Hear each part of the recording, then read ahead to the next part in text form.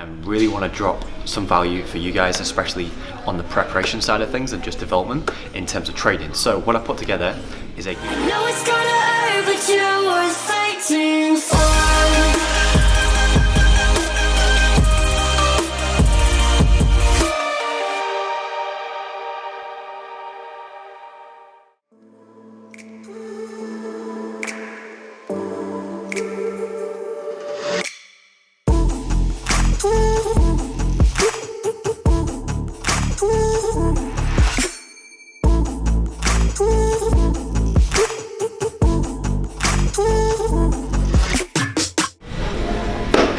Guys, welcome to the last video of 2019.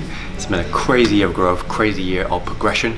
Very excited to get into this video and just talk you through a Q&A. So we recently hit 30,000 subscribers on YouTube, which is completely blown my mind, to be completely honest. To think where we was at the start of the year and how far we progressed is just insane. So I really want to make this about us, and for that reason I'm going to be doing a giveaway, which is going to be sick to get into. So basically we're going to be doing a Q&A, so 30,000 Q&A. We're going to rip through a ton of questions and hopefully provide some value there. And then to end out the video, we're going to be doing a giveaway, so definitely stay tuned for the rest of the video, and it's going to be really beneficial heading into 2020. So very excited for that, very excited for what's on the cards and what's in the works. So let's get straight in. So Q&A, so basically I did a poll on Instagram a few weeks back asking you to send us some questions over a post. You did that, some really great questions came in, so I really want to cover that today. So let's get into it. Let's have a quick look now. And yeah, just want to be as raw as possible, hopefully provide value. So let's get into this. So first question is from Hez. What actionable steps do you carry out to get your mindset ready for trading large capital? So this is a great question. I think looking at my routine and what I do daily, I think the main thing that I do right now in terms of thinking at scale is actually to practice self-worth. So prime example of that, we're currently here in Geneva, just a last trip to end out 2018. What a great way to practice self-worth. We've been, visiting workshops, just bought myself a Mont Blanc pen, and just getting yourself to a higher frequency of thought is super important. So that's one way that I'm doing it. The other way that I'm doing it is during visualization. So you guys probably know from my vlog style video that I did a while back that I do visualization in my morning routine. So basically when I'm visualizing, I'll sit there, right? And then that's where I will visualize capital. So I'll visualize actually opening up my broker account, seeing a certain amount of capital within there, seeing trades running at a certain amount, and that just helps me think in scale. That helps me believe that I'm already trading large capital before it comes, because it's like anything, right? You have to see in your mind before you can hold it in your hands. So same exact principle with this. I'm seeing it in my mind before I actually achieve it. But yeah, I'd say that's the main things, that's the main reasons of how I do it. And then ultimately, before I take each trade, I always refer back to my trading plan to make sure it's congruent with that. And one of the head check questions within there is, would I take this trade on a £100,000 account? Would I take it on a mil? Would I take it on 10 mil? If the answer is no, I don't take the trade. If the answer is yes, I already know the answer. So hopefully that helps. But it's more so, I won't say there's anything I do specifically, but it's just like the daily routine, the self-development that I go through each and every day, to just believe it. I think self-confidence and self-worth within trading is such a big part of it. Something that I've been using over the past 5-6 months, and it's just, I believe that's one of the main reasons for the results that are starting to come through now, which is good. So definitely something to apply for yourself there. Just, I don't want to be cliche and say believe in yourself, but self-confidence is massive.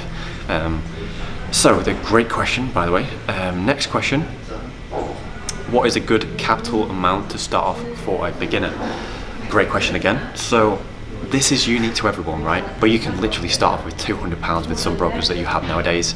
But what I will personally say is that you have to start off with an amount for you that you treat it like a business. So if you start off with a £50 account, for example, and you're not going to treat that seriously, you treat it as a side hustle, you treat it as a side hobby, that ain't gonna work, right? But if £1,000 is worth a lot to you, then go with that, because you're treating it like a business. That's the key thing. So hopefully that helps. But it's more sort of experimenting stage, right? You have to think in your mind of what's important to you and then go with that. Don't go stupid in terms of capital, because this is a learning phase, you're gonna make mistakes. but start with the amount that you treat it like a business. That's what I will say. How did you manage to wake up at 6 a.m. every day? Is there a step-by-step process, or is it just you used to waking up early?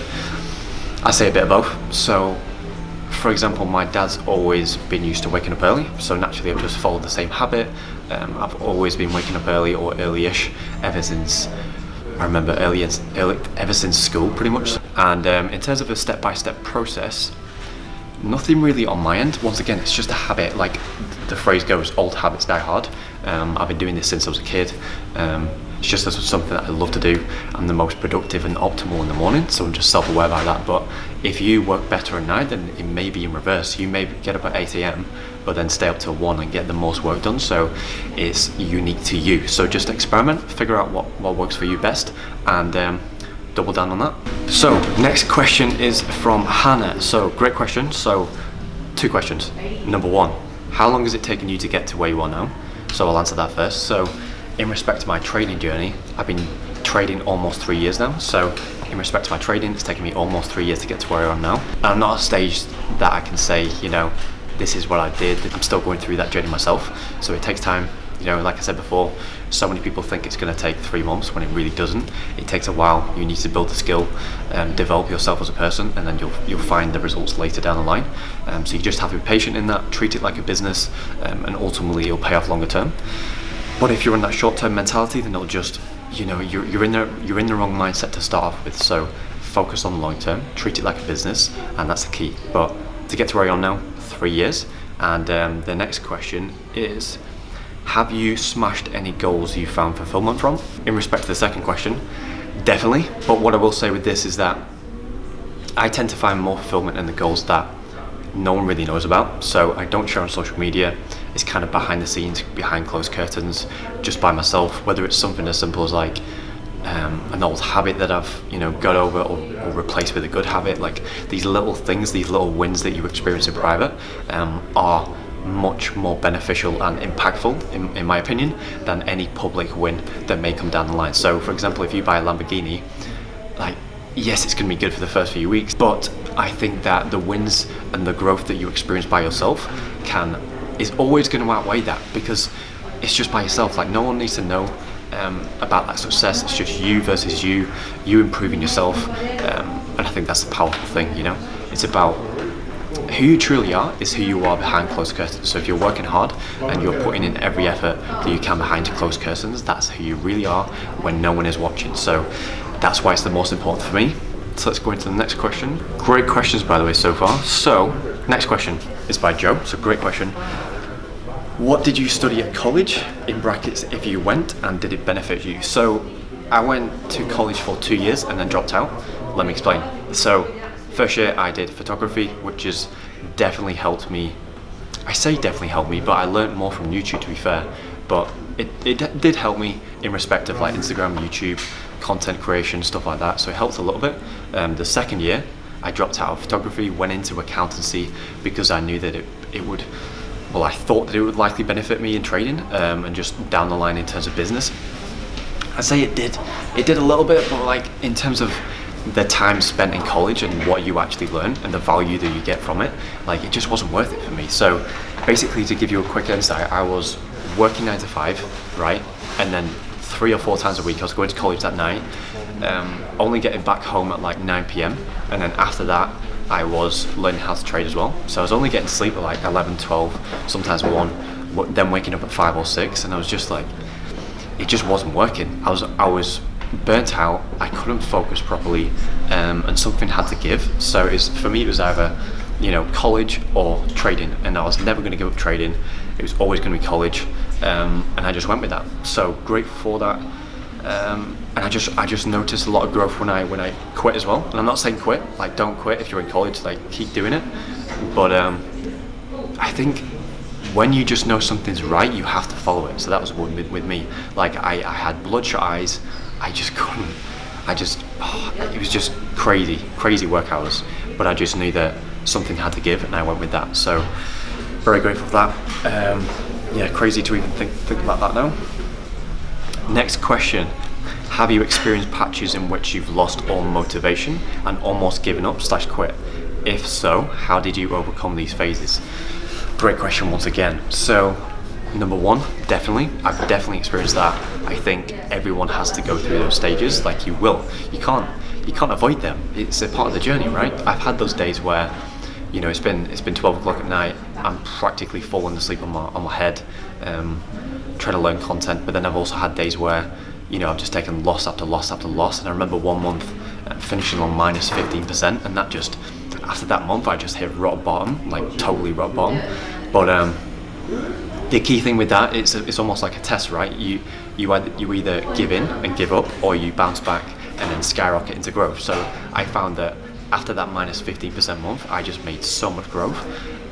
So yes, to answer the question, I've definitely had those patches. Everyone does, but it's more so about how you bounce back from that, you see? So hopefully that helps, but ultimately it comes down to the 3 feet from gold again. You never know how close you are. And one thing that I would say as well is that having a deep why of why you're doing trading in the first place. You know, if it's just to gain extra cash on the weekend for other projects and stuff, it's not really a deep enough why, in my opinion. It's the same, you know, it's the same as like setting a goal for money. It's not a deep why.